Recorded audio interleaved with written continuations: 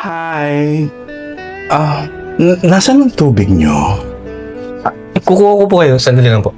Sa dilim ng gabi, may naghihintay. Daw.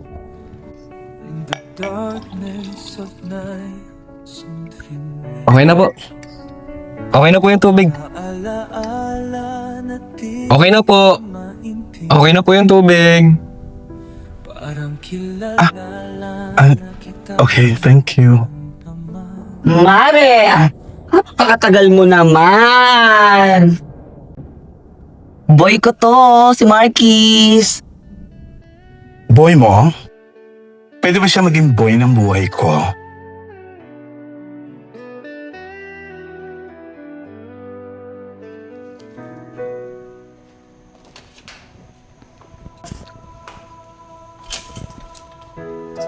Madam. Oh, nag-enjoy ka ba sa sanggip natin kagabi? Opo, madam. First time ko po yun. Ganun pala kasarap dun. So, ulitin po. Mukha kang first time mo, dahil mo nakain eh. Nakailang balik ka sa ano? Pero, huwag kang mag-alala. Marami pang sanggip tayong may experience ha. Papatabayin kita dito. Thank you po, madam Si ate nga din po eh. First time ko kasi namin kaya mas marami siya nakain sa akin eh. Nakigutom talaga si ate. Kaya nga eh. Akala niya, bakery tayo pupunta kasi katunog na pandesal. Nakakatawa nga, napakadami nakain ni ate mo. Thank you po, madam Promise ko po. Di po kayo magsisisi na kinuha niyo po ang houseboy.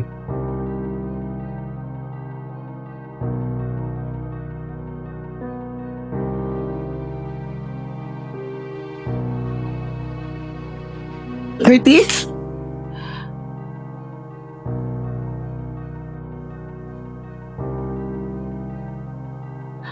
Curtis!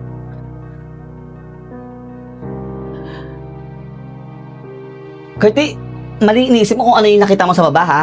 Wala lang yun. Bakit nagpapaliwanag ka? Hindi nga kasi nga, nagkapaliwanag ako baka kung anong isipin mo, bigyan mo ng mali siya yung nakita mo kanina. Bakit? Wala nga ba mali siya? Eh ba't ganyan ka? Napaka-defensive mo. Kasi nga baka kung anong isipin mo, yung nakita mo sa baba, pagkapasalamat lang ni Marquis yun. Kasi nga first time nila sa Sangyupsal. Di ba sinama natin siya kagabi? Nagkapasalamat lang siya, Curtis. Wala lang yun. Wow! Magpapasalamat yun? May payakap-yakap? Ha? Salamat ba yun sa tingin mo? May papikit-pikit ka pa eh, parang pil na pil mo yung ginagawa nyo eh. Nagpapasalamat lang ba talaga yun na? Jody, explain mo nga na maayos sa akin. Ano ba, Curtis? Ganun ba yung tingin mo sa akin? Papatol ako sa houseboy natin? Ganun ka ba yung tingin mo sa akin? Nag-iisip ka ba? Kung ano man yung iniisip mo, mali yun. Wow! Houseboy lang ba talaga? Eh di ba barker lang ako dati? Mas mabuti pa nga yung houseboy kaysa sa barker eh. Di ba totoo yun? Ayan tayo, Curtis. Kaya ka nag-i-explain ako, di ba? Kung hindi ka makikinig sa explanation ko, walang patutunguhan sa pag-uusap natin. Puro ka maling hinala. Inuuna mo yung galit mo. Ayan. Diyan ka magaling. Ikaw na nga yung mali, di ba? Kasi ko po ay may gana magalit sa akin ngayon. Hindi ako nagagalit, Curtis. Nag-i-explain ako na ayaw mo naman pakinggan. Wag mo, sinisigawan. Ikaw na nga yung may mali, ikaw po ay may gana magalit ngayon.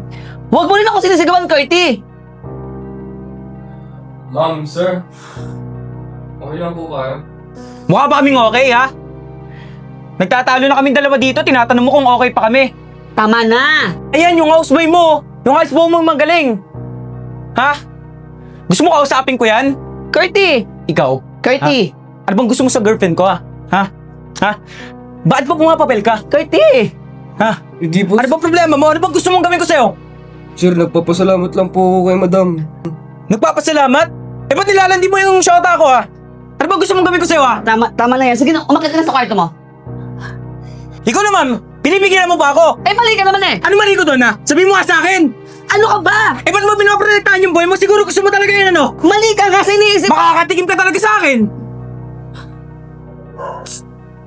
Magagawa mo akong saktan, Curtis? Ganyan ka na ba kaano ngayon?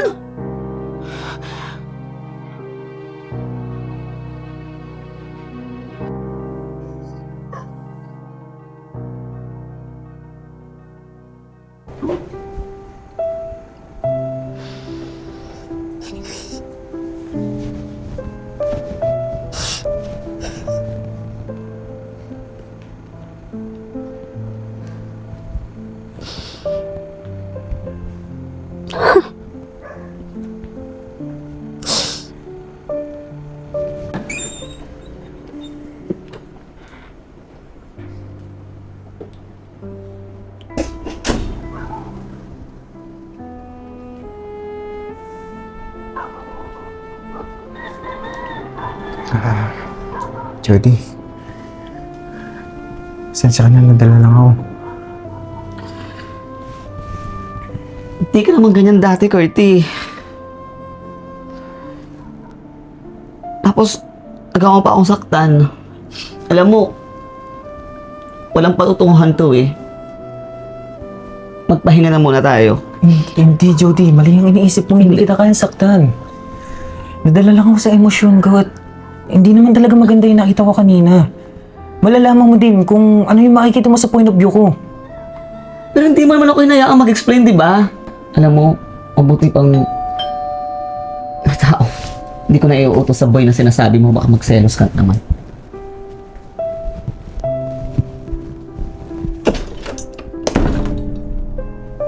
Pasok ka.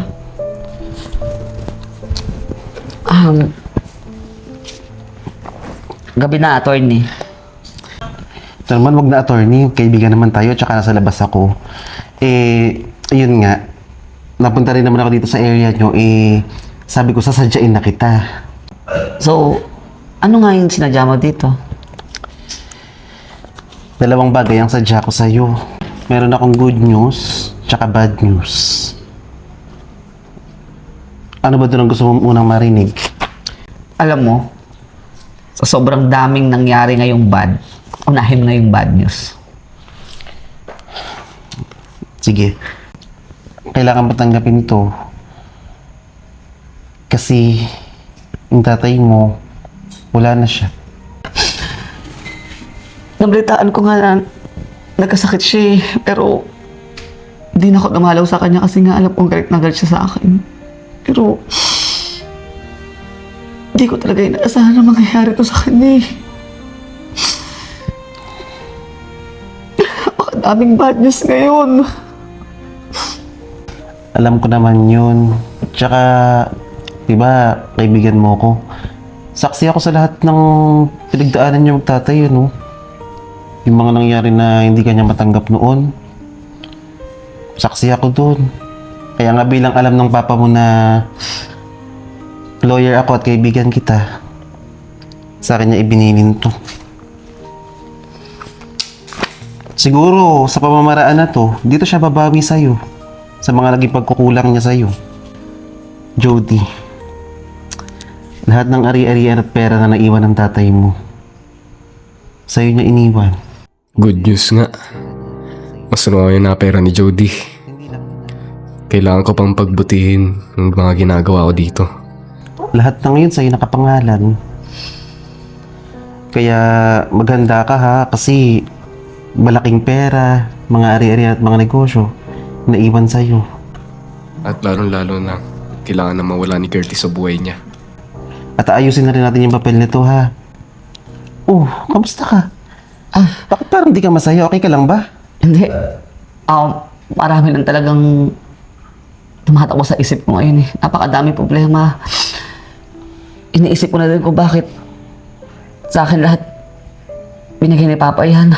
Kahit alam kong galit na galit siya sa akin yung nabubuhay siya. Pero sa'yo ko na pinagkakatiwala yan yung mga pag-aayos ha. Napakadami ko talaga iniisip. Tsaka tiwala naman ako sa'yo eh. Matagal na tayong magkaibigan. Kaya mo na yan. Yung mga dapat pirmahan, sabihin mo lang sa akin. O sige, makakaasa ka ha. Para sa'yo to. Tsaka kung ano man yung pinagdadaan mo, okay lang yan. Dumadaan talaga sa buhay ng tao yan. O siya, alis na rin ako ha. Kasi baka tapos na yung pinalaundry ko. Salamat. Mag-ready ka na ha. Kasi iba ka na eh. Ibang Jody na yung makikilala ko sa susunod. Malapit na punta sa akin ang yaman mo.